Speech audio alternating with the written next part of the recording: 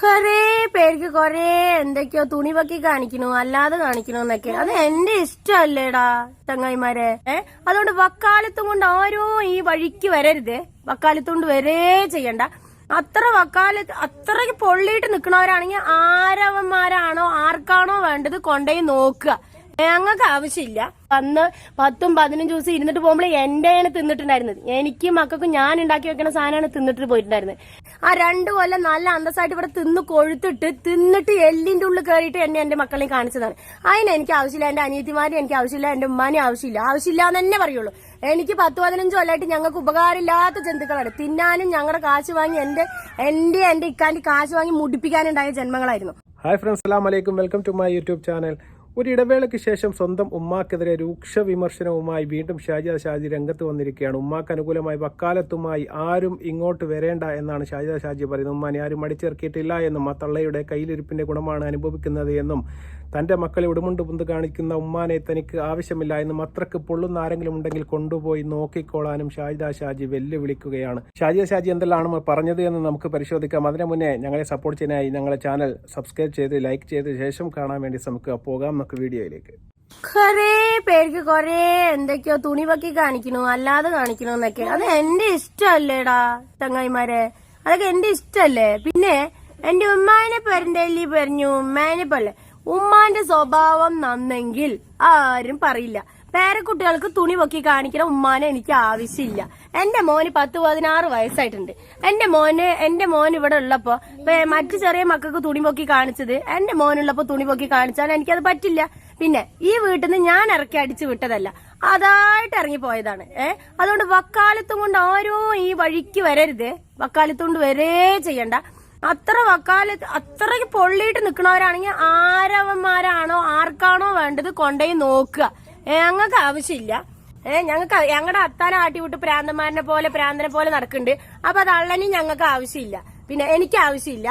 പിന്നെ പൊള്ളണവർക്ക് പൊള്ളിയിട്ട് അവിടെ നിൽക്കുക ഉണ്ടാവുള്ളൂ. പിന്നെ എന്താ പറയാനുള്ളതെന്ന് വെച്ചാല് ആരിറക്കി വിടിച്ചു? തള്ളന്റെ വീട് തള്ളക്ക് എപ്പോ വേണേലും വരാ പോവാ. ആരും തള്ള വരാത്തത് എന്റെ മുഖത്ത് നോക്കാൻ പറ്റാത്ത എന്റെ അനിയത്തിനോട് സുഖമായിട്ട് ജീവിക്കണ്ടല്ലോ. അനിയത്തിന്റെ മക്കളും അനിയത്തിയും എല്ലാവരും കള്ളന്മാരും എന്റെ പൈസയും വാങ്ങിയിട്ട്. അപ്പോ നിങ്ങൾ കേട്ട് കാണും. വീണ്ടും ഉമ്മാക്കെതിരെ വളരെ രൂക്ഷമായ ഭാഷയിലാണ് ഷാജിദ ആരോപണങ്ങൾ അയച്ചുവിടുന്നത്. ഉമ്മയുടെ കയ്യിലിരിപ്പിന്റെ ഗുണമാണ് എന്നും ഞാൻ ആരെയും ഇവിടെ അടിച്ചിറക്കിയിട്ടില്ല എന്നും തന്നെയും തന്റെ മക്കളെയും മുഖം കാണാൻ ബുദ്ധിമുട്ടുള്ളത് കൊണ്ടാണ് ഉമ്മ ഇങ്ങോട്ട് തിരിച്ചു വരാത്തത് എന്നും പറയുന്നു. പിന്നെ ഇതൊക്കെ ആർക്കെങ്കിലും അത്രയ്ക്ക് പൊള്ളുന്നുണ്ടെങ്കിൽ കൊണ്ടുപോയി നോക്കിക്കൊള്ളാനും തള്ളയെ എനിക്ക് ആവശ്യമില്ല എന്നും ഷാജി പറയുകയാണ്. അതുപോലെ തന്നെ തള്ളയെ ഏറ്റെടുക്കണം എന്നുള്ള വക്കാലത്തുമായി ആരും ഇങ്ങോട്ട് വരേണ്ടതില്ല എന്ന് പറയുന്നു. അതോടൊപ്പം തന്നെ ഷാജി പറയുകയാണ്, ഞാൻ മുണ്ട് പൊന്തിച്ച് കാണിച്ചിട്ടുണ്ടെങ്കിൽ അത് എൻ്റെ ഇഷ്ടമാണ്, അതിൽ താങ്കളാരും ഇടപെടണ്ട എന്ന് ഷാജിദ പറയുകയാണ്. അപ്പോൾ ഇതേ തെറ്റ് തന്നെയാണ് ഉമ്മ ചെയ്തത് എന്ന് ഷാജിദ പറയുന്നത്. എവിടെയാണ് ന്യായമെന്ന് നിങ്ങൾ ചിന്തിച്ച് മനസ്സിലാക്കാവുന്നതാണ്. ഷാജിദയും ഉടുമുണ്ട് പൊക്കി കാണിച്ചു എന്ന് നമുക്കൊരു വീഡിയോയിൽ കാണാവുന്നതാണ്. അതിലാണ് അങ്ങോട്ടും ഇങ്ങോട്ടും ആ മുത്തുവിൻ്റെ വീട്ടിൻ്റെ സൈഡിൽ നിന്ന് തെറി പറയുന്ന രംഗങ്ങളെല്ലാം നമ്മൾ കണ്ടതാണ്.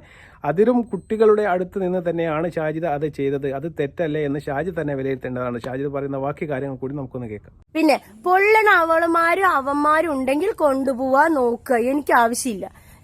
ഞാൻ 2 കൊല്ലം നല്ല അന്തസ്സായിട്ട് നോക്കിയിട്ടുണ്ട്. ആ 2 കൊല്ലം നല്ല അന്തസ്സായിട്ട് ഇവിടെ തിന്നിട്ട് എല്ലിന്റെ ഉള്ളിൽ കയറിയിട്ട് എന്റെ മക്കളെയും കാണിച്ചതാണ്. അതിന് എനിക്ക് ആവശ്യമില്ല. എന്റെ അനിയത്തിമാരും എനിക്ക് ആവശ്യമില്ല. എന്റെ ഉമ്മാനും ആവശ്യമില്ല എന്ന് തന്നെ പറയുള്ളൂ. എനിക്ക് 10-15 കൊല്ലമായിട്ട് ഞങ്ങൾക്ക് ഉപകാരമില്ലാത്ത ജന്തുക്കളാണ്. തിന്നാനും ഞങ്ങളുടെ കാശ് വാങ്ങി എന്റെ ഇക്കാന്റെ കാശ് വാങ്ങി മുടിപ്പിക്കാനുണ്ടായ ജന്മങ്ങളായിരുന്നു. അതുകൊണ്ട് ഞങ്ങൾക്ക് ആവശ്യമില്ല. പിന്നെ ഈ വീട് എന്ന് പറയുന്നത് തള്ളന്റെ മാത്രം സ്വത്ത് മുതലൊന്നല്ല, എന്റെ അത്താന്റെ കൂടി പേർക്കുള്ള മുതലാണ്. ഇത് രജിസ്റ്റർ ചെയ്യുമ്പോൾ എന്റെ അത്തയും കൂടി പൈസ കൊടുത്തിട്ടുള്ള മുതലാണ്. അതുകൊണ്ട് ഈ വീട് എനിക്കും എന്റെ മക്കൾക്കും അവകാശം. ഞാനാണ് ഫസ്റ്റ് ആ തള്ളനെ ഉമ്മാന്ന് വിളിച്ചിട്ടുണ്ടെങ്കിൽ എന്റെ അവകാശം കഴിഞ്ഞിട്ടേ ആ തള്ളക്ക് അവകാശം, ഈ പറയുന്ന 2 താഴെയുള്ളവന്മാർക്ക് അവകാശമുള്ളൂ. ഞങ്ങൾ വീട് വെക്കുന്നവരെ ഞങ്ങൾ ഇവിടെ തന്നെ ഇരിക്കും. അതുകൊണ്ട് വാടകയ്ക്ക് വീടുണ്ട് പറഞ്ഞിട്ട് ഒരുത്തനെ ഞങ്ങൾക്ക് വിളിക്കണ്ട. ഞങ്ങൾക്ക് ആവശ്യമില്ല. പിന്നെ പറയാനുള്ള എന്താന്ന് വെച്ചാല്, ഉമ്മാനെ പുറന്തണ്ണി ഉമ്മാനെ ഇതാക്കി പറഞ്ഞോളൂ നേരാവില്ല. ആണോ? നേരാവണ്ടേ? ഞാൻ എന്റെ മക്കളെ അന്തസ്സായി ജീവിക്കണ്ടേ. പിന്നെ ഉമ്മാനെ നോക്കിയില്ല, ഉമ്മാനെ നോക്കാത്തവള്. ഞാന് എന്റെ കെട്ടിയോ മരിച്ചിട്ടേ 2 കൊല്ലം ഇതിന്റെ ഉള്ളില് നക്കിയിട്ട് തുപ്പാൻ വഴിയില്ലാണ്ടിരുന്ന സമയത്ത് ഈ പറയുന്ന തള്ളിയും തള്ളന്റെ മക്കളൊന്നും അല്ല എനിക്ക് കൊണ്ടു തന്നിരിക്കുന്നത്. എന്റെ ഫ്രണ്ട്സുകളെ എനിക്ക് ഉണ്ടായിരുന്നുള്ളൂ. അന്നും ഇന്നും എന്റെ ഇക്ക മരിക്കുമ്പോഴും ഇന്നും എന്റെ ഫ്രണ്ട്സുകളാണ് ഇപ്പോഴും എന്റെ കൂടെ നിൽക്കുന്നത്.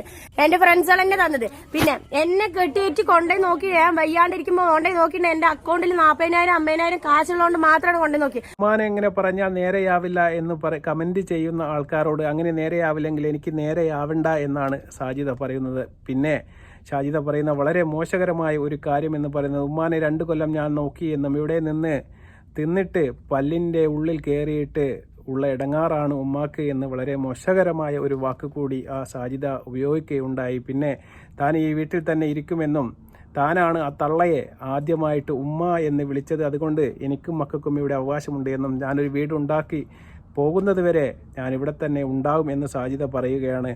അതുപോലെ തന്നെ എൻ്റെയും എൻ്റെ ഇക്കയുടെയും പണം പിണങ്ങാനല്ലാതെ ഈ ജന്തുക്കളെ കൊണ്ട് വേറെ ഒരു ഉപകാരവും എനിക്ക് ഉണ്ടായിട്ടില്ല എന്നും പറയുകയാണ്. വളരെ മോശകരമായ വാക്കുകൾ തന്നെയാണ്. അതുപോലെ തന്നെ ഇത് തള്ളയുടെ വീട് മാത്രമല്ല, എൻ്റെ അത്താൻ്റെയും കൂടി വീടാണ്. രജിസ്ട്രേഷൻ അവരുടെ കൂടി പൈസ ഇതിൽ ഉൾപ്പെടുത്തിയിട്ടുണ്ട് എന്ന് പറയണം. അത്ത എന്ന് പറയുന്നത് ഷാജിയുടെ വാപ്പയാണ്.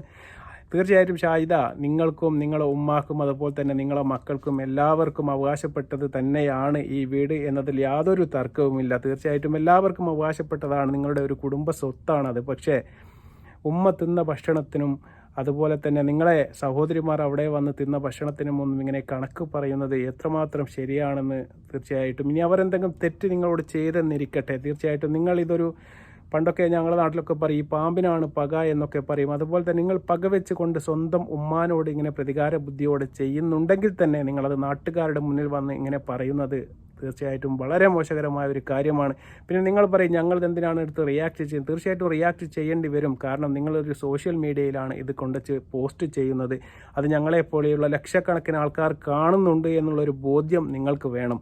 തീർച്ചയായിട്ടും അത് മറ്റുള്ള ജനങ്ങളിലേക്ക് എത്തുമ്പോൾ അവർ അതിനെ എങ്ങനെയാണ് സ്വീകരിക്കുക. ഇതാരെങ്കിലും ഭാവിയിൽ നിങ്ങളെപ്പോലെ തന്നെ ആയിട്ട് നിങ്ങളെ വീഡിയോ കണ്ടിട്ട് അതിൽ ഇൻസ്പിറേഷൻ ഉൾക്കൊണ്ടുകൊണ്ട് വീണ്ടും തിരിച്ച് ഉമ്മാക്കെതിരെയും വാപ്പാക്കെതിരെയും തെറി പറഞ്ഞാൽ എന്തായിരിക്കും ഈ നാടിൻ്റെ അവസ്ഥ എന്നൊന്ന് നിങ്ങൾ ചിന്തിച്ച് നോക്കണം.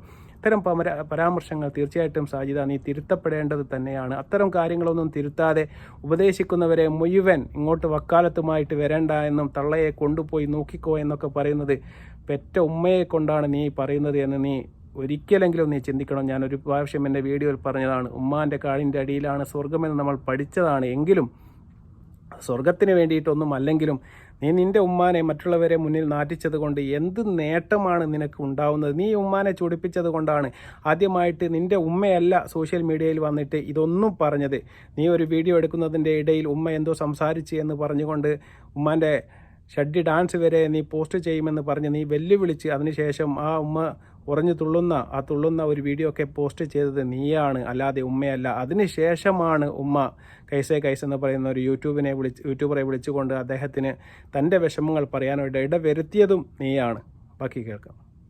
അത് പോരാണ്ട് എന്താണ്, ഞാൻ ഈ തള്ളക്ക് ഉണ്ടാക്കി കൊടുത്ത മുതല് വേറുള്ളത് ഈ വീട്ടിൽ ഞാൻ എന്താ ചെയ്യാത്തെന്ന് ആ തള്ള പറയട്ടെ. എന്താണ്, അനിയത്തിന്റെ മകൻ യൂട്യൂബ് ചാനൽ തുടങ്ങിയിട്ടുണ്ടല്ലോ, തള്ള പറയട്ടെ.